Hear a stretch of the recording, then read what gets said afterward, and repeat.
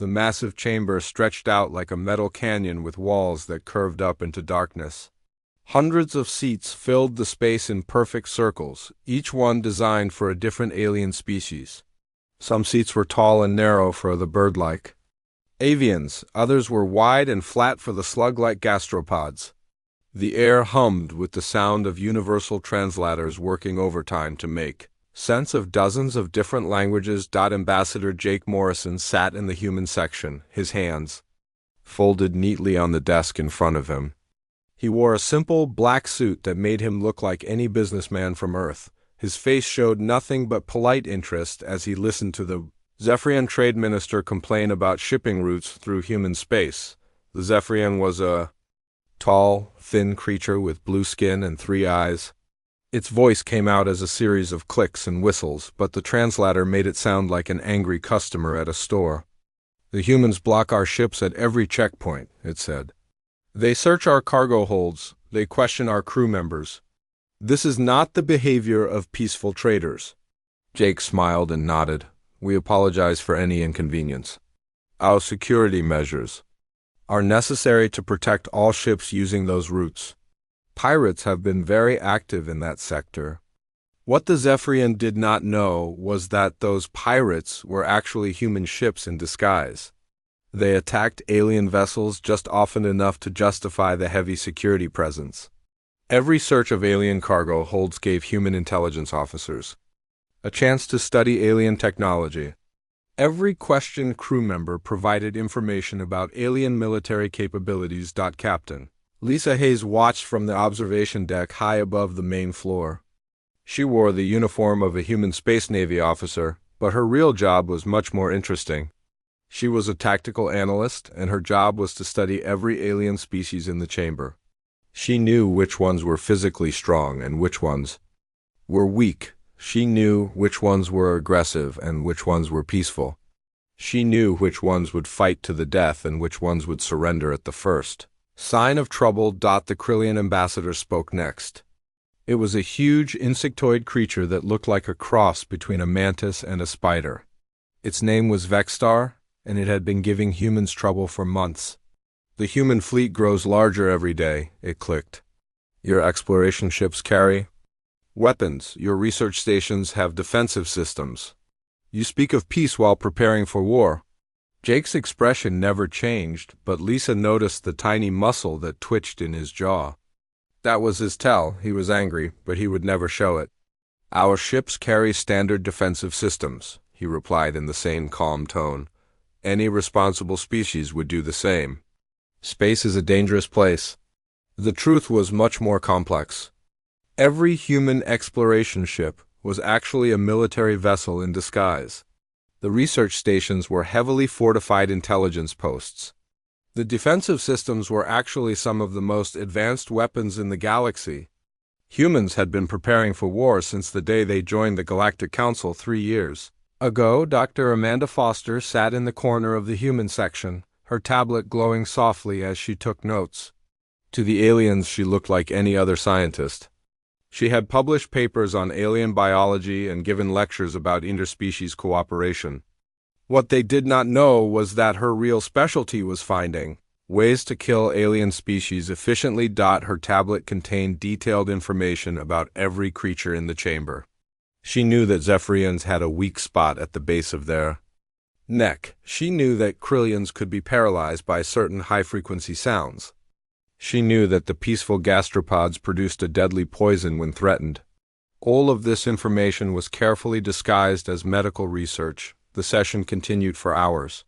Each species presented their complaints and concerns. The humans listened politely and gave reasonable responses. They promised to investigate problems. They offered to form committees to study issues. They suggested compromises that seemed fair to everyone, but Lisa knew the truth. Every human response was designed to buy time. Every promise was meant to gather more information. Every compromise was a trap waiting to be sprung. The humans were not trying to solve problems. They were studying their enemies. The avian representative, a creature that looked like a giant eagle with hands instead of talons, spoke about mineral rights in the outer rim. The humans claim these systems for research, it squawked. But their mining operations grow larger every month. Soon there will be nothing left for the rest of us. Jake nodded sympathetically. We understand your concerns. Perhaps we can establish a joint commission to oversee mining operations in that sector. What he did not mention was that those mining operations were actually military shipyards. The humans were building a fleet in secret, using raw materials from systems that the aliens thought were being used for peaceful research. The Joint Commission would just give them legal cover to continue what they were already doing. The session finally ended after 6 hours of debate. The aliens filed out of the chamber, most of them looking satisfied with the progress that had been made. The humans had seemed reasonable and cooperative. They had listened to concerns and offered solutions. They had behaved exactly like civilized beings should behave. Jake gathered his papers and stood up slowly. He was tired from hours of careful acting, but he was also satisfied. The humans had learned valuable information about alien military capabilities, trade routes, and political divisions.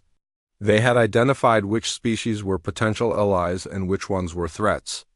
They had planted seeds for future operations. Lisa made her way down from the observation deck and joined Jake at the human section.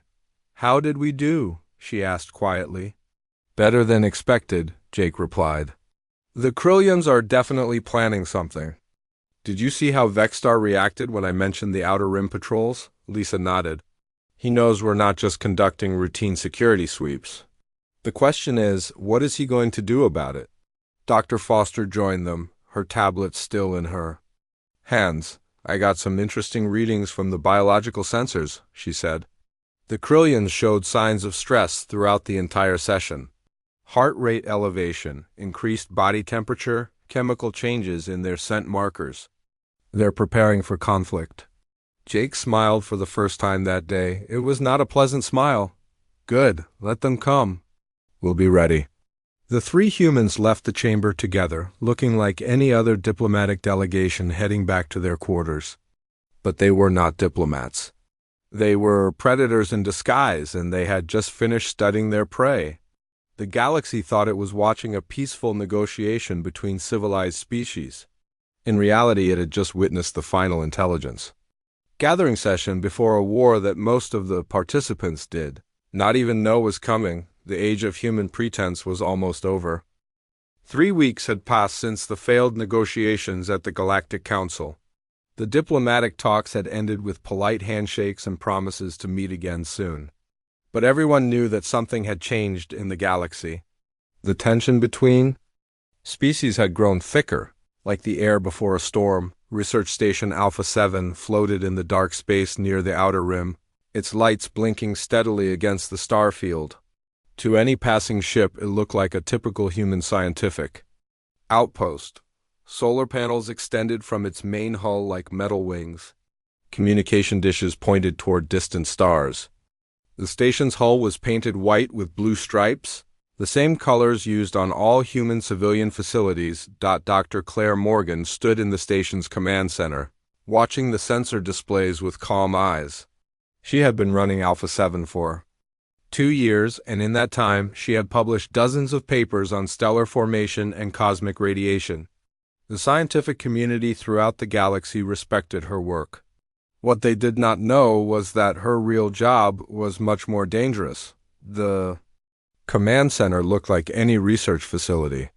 Computer terminals displayed star charts and scientific data.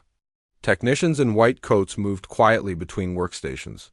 But hidden behind false walls and disguised as scientific equipment was some of the most advanced military hardware in human space. The station could detect ships approaching from 3 light years away. It could track their movements and analyze their weapon systems.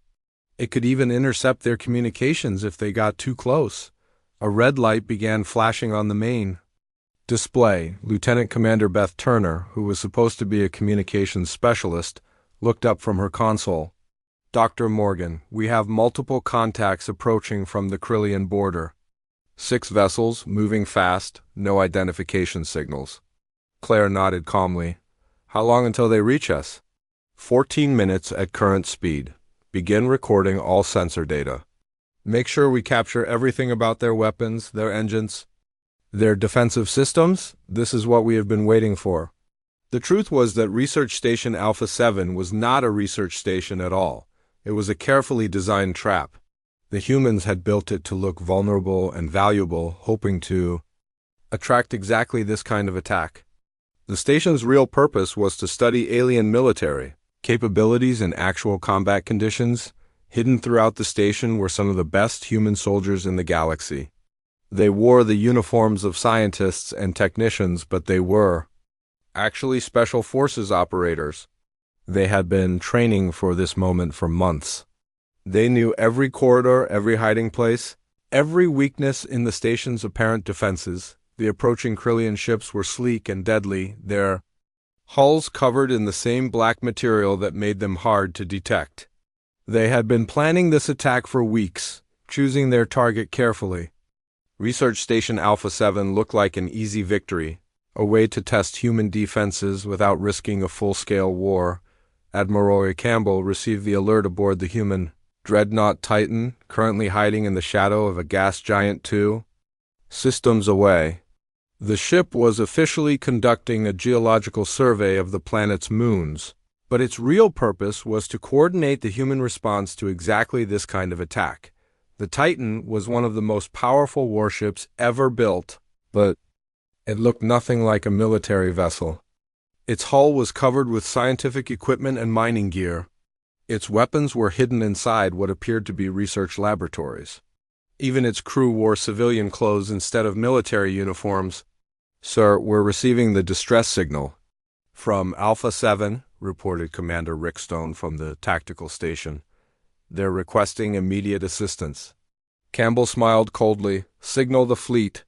Begin Operation Midnight Hunt. It's time to show the galaxy what humans are really capable of. Throughout human space, dozens of ships received the coded transmission. To alien observers, they looked like cargo haulers, passenger liners, and exploration vessels. But in seconds, they began transforming into something much more dangerous. False hull plates fell away to reveal weapon systems. Fake cargo containers opened to release fighter squadrons. Engines that had been running at half power suddenly roared to life. The Krillian attack began exactly on schedule. Their ships emerged from hyperspace around Research Station Alpha 7 like hungry sharks smelling blood. They immediately began scanning the station for weaknesses, looking for the best way to disable it, without destroying the valuable research data inside. Commander Zeke Moore led the attack from his flagship, a massive vessel that looked like a giant insect made of metal and weapons. He had been planning this operation for months, studying human patrol patterns and defense systems. The research station looked perfect, isolated, and poorly defended. "Begin the attack," he ordered his fleet. "Disable their weapons and communications first. We want them alive for questioning." The first missiles struck the station's outer hull, causing explosions that lit up the darkness. Emergency alarms began wailing throughout the facility. To the attackers, it looked like a successful surprise attack.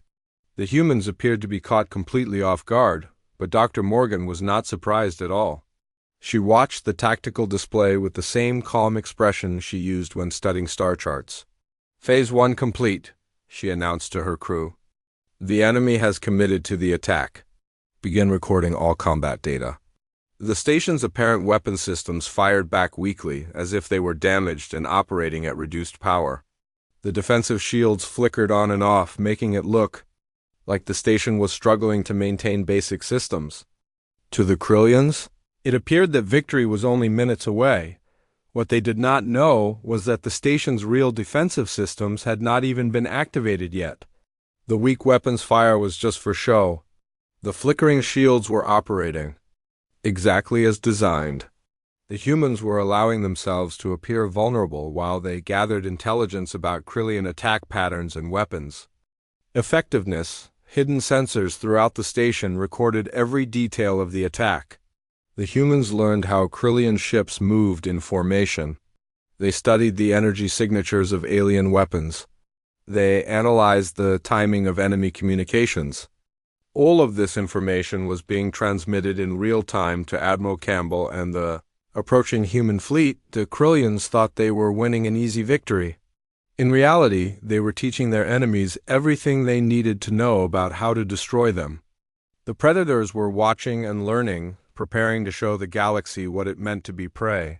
The attack continued for exactly 14 minutes before the first human reinforcements arrived, but by then it was already too late for the Krillians.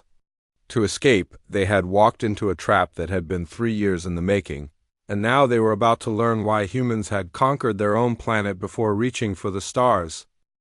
The darkness of space suddenly exploded with light as the first human reinforcements arrived. What the Krillians had expected to be a quick victory against a helpless research station became something entirely different in the span of seconds. Ships that had been hidden for months in asteroid fields and gas clouds emerged like ghosts materializing from nothing. Admiral Campbell stood on the bridge of the Titan as his ship dropped out of hyperspace. The massive vessel had shed its scientific disguise during the journey, revealing weapon systems that made even veteran Krillian warriors pause in shock. The ship's hull was no longer white with research markings. Instead, it was the deep black of a predator moving through the night. "Sir, we have visual confirmation of the enemy fleet," reported Commander Rickstone. 6 Krillian vessels, just as intelligence predicted. They're concentrated around the research station. Campbell nodded slowly. He had been waiting for this moment for 3 years. The humans had played their diplomatic games, smiled at alien ambassadors, and pretended to be just another peaceful species exploring the galaxy. But now the mask was about to come off. "Open a channel to all ships," Campbell ordered. "Let's give them a chance to surrender before we show them what Earth's children are really capable of." The transmission went out on all frequencies, carried by communication systems that were far more advanced than anything the Krillians possessed. Campbell's voice was calm and measured, like a teacher explaining a simple lesson to confused students. "This is Admiral Campbell of the human fleet. You have attacked a civilian research station without provocation. You have 15 minutes to power down your weapons and surrender unconditionally. After that, we stop pretending to be civilized." Commander Zeke Moore received the transmission aboard his flagship with a mixture of confusion and anger. The human fleet had appeared from nowhere, moving with coordination that suggested months of planning. But he still commanded 6 of the most advanced warships in the Krillian Navy. Surely these soft mammals could not pose a real threat. "How many human ships are out there?" he demanded from his sensor officer. 43 contacts, sir. But most of them appear to be converted civilian vessels. Nothing that should concern our fleet. What the Krillians did not understand was that those converted civilian vessels had never been civilian at all.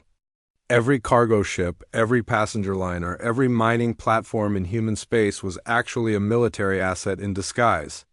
The humans had built their entire space infrastructure around the principle that every vessel should be capable of warfare, Lieutenant. Sarah Mitchell piloted her fighter from what appeared to be a damaged cargo freighter. The ship looked like it had been hauling grain between star systems for years. But when the attack began, hidden launch bays opened in its hull and disgorged a full squadron of the most advanced combat fighters in the galaxy. Her fighter itself was a masterpiece of deception. It looked like a simple cargo shuttle, the kind that moved supplies between stations. But its engines were more powerful than most alien interceptors. Its weapons could penetrate any known shield system. Its armor was stronger than the hull plating on Krillian cruisers. "All flights, this is Hunter 1, she broadcast to her squadron. "The prey has taken the bait. Begin hunting pattern Alpha." The human fighters moved through space like a pack of wolves surrounding their target. They did not attack immediately. Instead, they circled the Krillian fleet, studying their formations and testing their responses. The aliens tried to track them with their sensors, but the human ships seemed to vanish and reappear at will. Colonel Steve Parker commanded the Marine contingent aboard the assault ship Predator. The vessel had been disguised as a hospital ship for the past 2 years, complete with medical markings and a fake crew of doctors and nurses. But when the call came for Operation Midnight Hunt, the medical bays had been converted into troop compartments filled with the most dangerous soldiers in human space. "Boarding teams, prepare for insertion," Parker ordered. "Remember, we want prisoners for interrogation. Try to keep some of them alive." The assault ship moved closer to the Krillian fleet, still broadcasting medical emergency signals. To the aliens, it looked like a rescue vessel responding to the distress call from the research station. They had no idea that it was actually a military transport carrying enough firepower to level a city. The 15-minute deadline passed with no response from the Krillians. Commander Zeekmer had decided that retreat was impossible and surrender was unthinkable. His fleet would fight and either win or die trying. It was a decision that would cost him everything. "All ships weapons free," Campbell announced. "Show them what happens when predators stop pretending to be prey." The first salvo from the human fleet lit up space like a new star being born. Weapons that had been hidden for years finally revealed their true power. The Krillian shields, which had been designed to stop conventional energy weapons, crumpled like paper under the assault. Hull plating that could resist meteor impacts melted away like ice in a furnace. The alien ships tried to return fire, but their weapons seemed almost primitive compared to human technology. Energy beams that should have been devastating were absorbed by adaptive shields. Missiles that should have been unstoppable were intercepted by point defense systems that fired faster than Krillian reflexes could track. Captain Danny Wright commanded the destroyer Wolverine, a ship that had been disguised as a survey vessel for the past 18 months. As the battle began, he felt the familiar thrill of the hunt. This was what humans were meant to do. Not sit in conference rooms making polite conversation with aliens, but fight and win and prove their dominance over any species that dared to challenge them. "Target the enemy flagship," he ordered. "Let's show their commander what happens when you mistake diplomacy for weakness." The battle was over in less than 2 hours. Of the 6 Krillian ships that had attacked the research station, 4 were destroyed completely. The remaining 2 were disabled and boarded by human marines. The aliens who survived the encounter would spend the rest of their lives trying to understand how they had been so completely outmatched, but the real victory was not the destruction of the Krillian fleet. It was the message that the battle would send throughout the galaxy. The humans had revealed themselves at last, and every alien species would soon learn what it meant to share the stars with Earth's apex predators. The age of human pretense was over. The age of human dominance was about to begin. The news of the Krillian defeat spread through the galaxy like wildfire. Within hours of the battle's end, every major news network was broadcasting reports of the human victory. The footage was shocking. Ships that had been classified as civilian, vessels transforming into deadly warships, weapons that no alien species had ever seen before cutting through advanced shields like they were made of paper. A human fleet that had appeared from nowhere and destroyed one of the most powerful military forces in the galaxy. Captain Nancy Brooks sat in the command center of the intelligence vessel Shadow, watching the alien reactions on her screens. The ship had been disguised as a communications relay station for the past 2 years, positioned perfectly to intercept transmissions from a dozen different species. Now those transmissions were more valuable than ever. "Ma'am, we're picking up emergency broadcasts from the Zephyrian home system," reported Ensign Tom Carter. "They're calling for an immediate military mobilization. It sounds like they're preparing for a human invasion." Brooks nodded grimly. The Zephyrians were not wrong to be afraid. The human victory had been so complete and so brutal that every alien species was now wondering if they were next. The careful diplomatic balance that had kept the galaxy peaceful for centuries was crumbling in the face of humanity's revealed power. "What about the gastropods?" she asked. "They're requesting emergency peace talks. They want to negotiate a non-aggression pact with Earth immediately." That was exactly what the humans had hoped for. The gastropods were known throughout the galaxy for their wisdom and caution. If they were ready to surrender without a fight, other species would follow their example. Fear was spreading faster than any human fleet could travel. Admiral Campbell stood in the briefing room aboard the Titan, surrounded by holographic displays showing the current state of the galaxy. Each alien species was represented by a different color, and those colors were changing rapidly as governments fell and new leaders took power. The humans had not just won a battle. They had triggered a political earthquake that would reshape the entire galaxy. "Sir, we're receiving surrender offers from 17 different species," reported Colonel Parker. "They're all asking for the same thing: protection from other alien threats in exchange for complete submission to human authority." Campbell smiled coldly. This was how predators had always operated. They did not need to hunt every prey animal individually. Once the herd understood that resistance was futile, they would submit willingly rather than face destruction. Dr. Angela Turner had been analyzing the political implications of the victory from her office on Earth. As the human government's chief strategist, she had been planning for this moment since humanity first made contact with alien civilizations. The psychological impact of the battle was even more important than the military victory. "The key is perception," she explained to President Helen Carter during their secure video conference. "The aliens are not just afraid of our weapons. They're afraid of what our deception reveals about our nature. They're realizing that every interaction they've had with humans has been a lie designed to gather intelligence." President Carter nodded thoughtfully. She had been in office for 6 years, but she had been preparing for this moment her entire political career. The human government had been built around the principle that diplomacy was just another form of warfare, and war was simply politics by other means. "What about the Galactic Council?" she asked. "Are they still demanding that we explain our actions?" "They're too scared to make demands," Turner replied.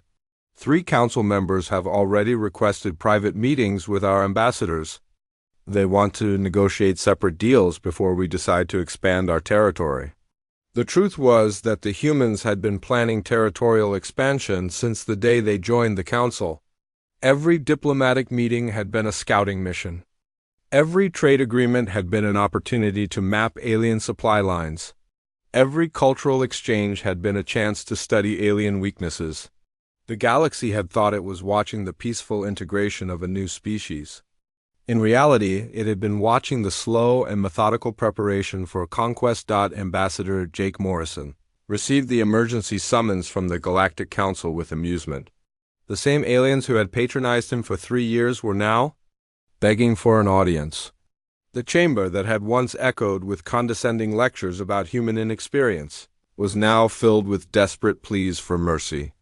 "The Council demands an explanation for the unprovoked attack on Krillian forces," announced the vegan chancellor, his voice shaking with barely controlled fear. Jake looked around the chamber with the same calm expression he had worn for years. But now the other delegates could see it for what it truly was. Not the patience of a diplomat, but the stillness of a predator deciding whether its prey was worth the effort to kill. "The attack was not unprovoked," he replied quietly. "The Krillians fired on a civilian research station. We responded according to our laws of war." The fact that our response was more effective than expected should not be surprising to anyone who has studied human history. The chamber fell silent. For the first time, the aliens were beginning to understand what human history actually meant. They had read about Earth's wars and dismissed them as primitive conflicts between savage tribes. Now they were realizing that those wars had been training exercises for a species that had conquered its own planet before reaching for the stars. "What are human intentions regarding the rest of the galaxy?" asked the avian representative, its voice barely above a whisper. Jake smiled for the first time in the chamber. It was not a pleasant expression.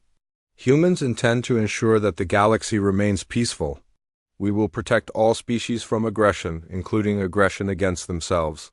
Any species that cannot maintain order will be helped to achieve it. Any species that threatens the peace will be removed from the equation." The meaning was clear. The humans were not offering to share power. They were announcing their intention to rule. The galaxy could submit willingly and enjoy the protection of Earth's military might, or they could resist and face the same fate as the Krillians, The age of alien independence was ending. The age of human empire was about to begin. And every species in the galaxy would soon learn that the soft-spoken mammals from the blue planet were the most dangerous predators the universe had ever seen. 6 months had passed since the day the galaxy learned what humans really were. The Galactic Council chambers looked the same as always, with their curved walls and circles of seats designed for dozens of different species, but everything else had changed in ways that no alien diplomat could have imagined just half a year ago. Ambassador Jake Morrison sat in the same seat he had occupied for 3 years. His hands were folded in the same polite manner. His expression showed the same calm interest in the proceedings. But now every other delegate in the chamber understood what they were really looking at. They were staring at a predator who had spent years studying them like a scientist studies laboratory animals. The motion before the council was simple but historic. The formal recognition of human authority over the Outer Rim territories and the establishment of human military bases in what had once been neutral space. The debate that should have taken weeks was over in less than an hour. Every species voted in favor of the human demands. The Zephyrian delegate, the same one who had complained about human security checkpoints months earlier, now spoke in favor of increased human patrols. "The trade routes have never been safer," he said with forced enthusiasm. "Piracy has disappeared completely since human forces took control of sector security." What he did not mention was that piracy had disappeared because the human military had hunted down every pirate ship in the galaxy and either destroyed them or conscripted their crews into human service.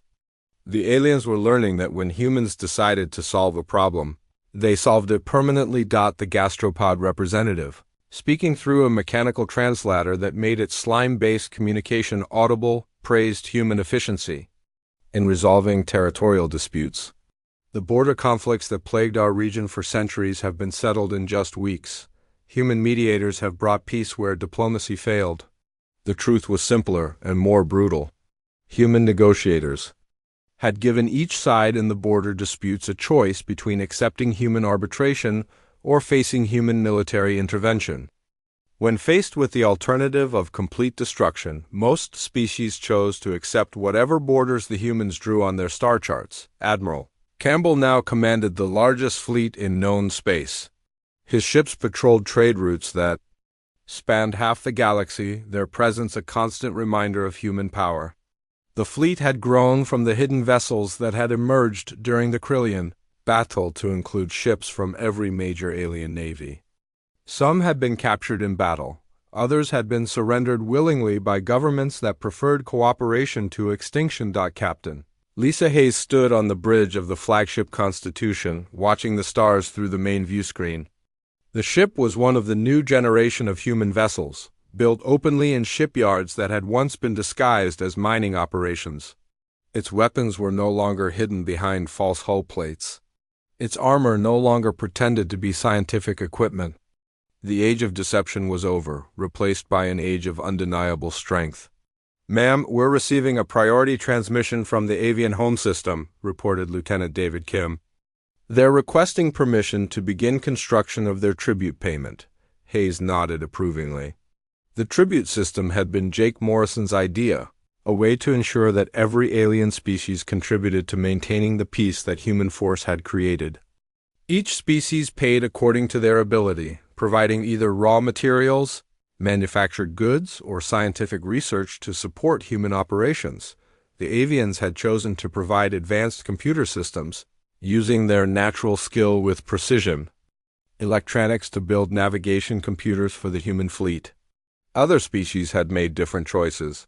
The gastropods provided pharmaceutical compounds. The remaining Krillians who had survived the war worked in mining operations, their natural strength put to productive use under human supervision. Dr. Angela Turner had been promoted to Secretary of Galactic Affairs, a position that had not existed before humans revealed their true nature. From her office in the new human administrative complex on what had once been a neutral space station, she coordinated the governance of dozens of species across hundreds of star systems. "The integration process is proceeding ahead of schedule," she reported to President Carter during their weekly briefing. Most species have adapted to the new order with minimal resistance. The few that showed signs of rebellion have been dealt with appropriately. The rebels had learned the same lesson as the Krillians. Human military responses were swift, overwhelming, and final. Species that tested human resolve found themselves facing the choice between complete submission or complete annihilation. Most chose submission after seeing what had happened to those who chose otherwise. President Carter had been re-elected unanimously, running unopposed on a platform of galactic peace through human strength. The Earth that had once struggled with internal conflicts and resource shortages now controlled the wealth of dozens of worlds. Human colonies were being established on the best planets in every system, while alien populations were relocated to less desirable worlds when necessary. "What about the exploration missions beyond known space?" she asked. "Proceeding according to plan," Turner replied. "We've made contact with 3 new species in the past month. All of them have been informed of the new galactic order and given the opportunity to join peacefully. The exploration missions were no longer about discovering new worlds for scientific study. They were about expanding human dominance to every corner of the galaxy. Each new species encountered the same choice that had been given to the Zephyrians and gastropods and all the others. Submit to human authority or face the consequences of resistance. Jake Morrison had been promoted as well, from ambassador to governor of alien affairs. His new job was to oversee the integration of alien populations into the human empire. The diplomatic skills that had once been used to deceive alien governments were now employed to manage them directly. The Galactic Council still met regularly, but its role had changed completely. Instead of debating policy between equal partners, it now served as a forum for alien species to request permission for their activities and to report on their compliance with human directives. The chamber that had once echoed with arguments between sovereign nations now hummed with the quiet efficiency of well-managed provinces. As the current session ended, Jake gathered his papers and stood up slowly. Around him, alien delegates filed out of the chamber with the subdued manner of subjects leaving an audience with their ruler. The transformation was complete. The galaxy had learned that the mammals from Earth were not the peaceful explorers they had pretended to be. They were apex predators who had conquered their own world so thoroughly that they had run out of worthy opponents. So they had reached for the stars, not in search of friends or trading partners, but in search of new prey to hunt and new territories to claim. The diplomatic negotiations had never been about finding common ground. They had been reconnaissance missions conducted by a species that viewed every other form of life as either a resource to be exploited or a threat to be eliminated. The galaxy now belonged to humanity, and every alien species would spend the rest of their existence remembering the day they learned what it truly meant to be prey.